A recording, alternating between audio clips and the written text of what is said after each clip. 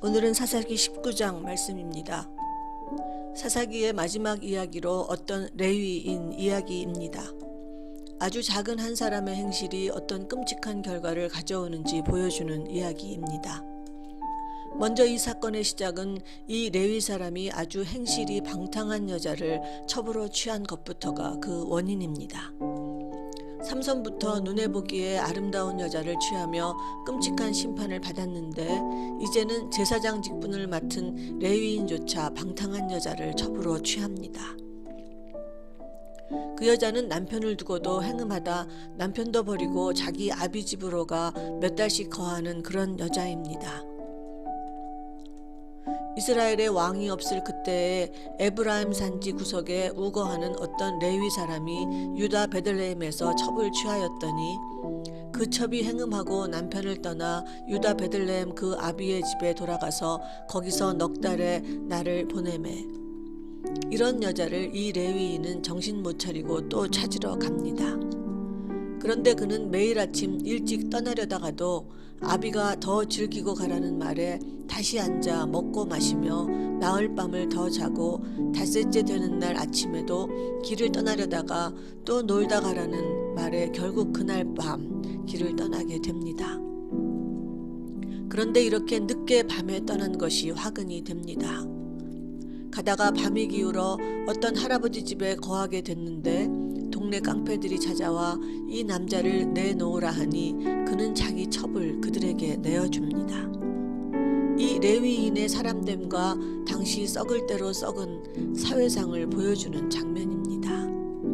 이 지역은 베냐민 지역인데 이미 하나님의 율법 같은 것은 땅에 떨어지고 사람들은 남의 딸이든 첩이든 아니 남자든 여자든 상관없이 관계할 정도로 타락했습니다.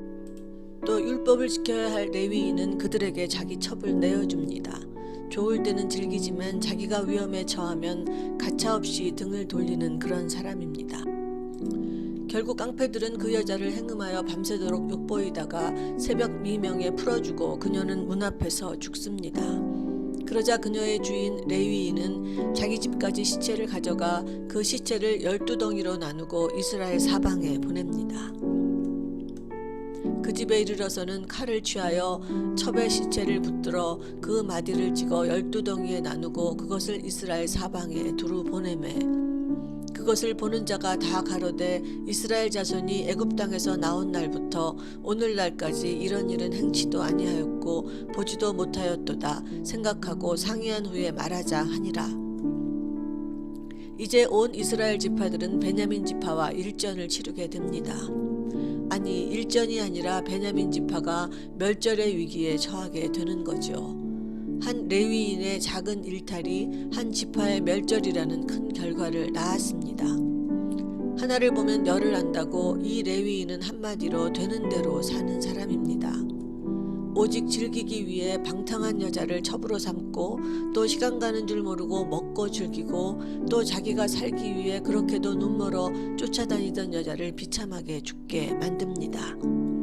그리고 자기 때문에 비참하게 죽게 된 여자의 시체를 이스라엘 지파에게 보내 동족 간 전쟁을 일으킵니다.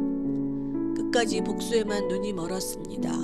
또 자기 만족을 위해 자기를 위해 무슨 짓이든 할 수 있는 사람입니다. 일찍 첩이 행음하는 방탕한 여자인 것을 알았을 때 하나님 앞에 회개하고 그녀를 다시 찾지 말았어야 했습니다. 또 여자를 찾으러 갔을 때도 그만 먹고 즐기고 일찍 길을 떠나야 했습니다. 또 아무리 첩이라도 깡패들에게 첩을 내주는 그런 행동은 차마 하지 말아야 했습니다.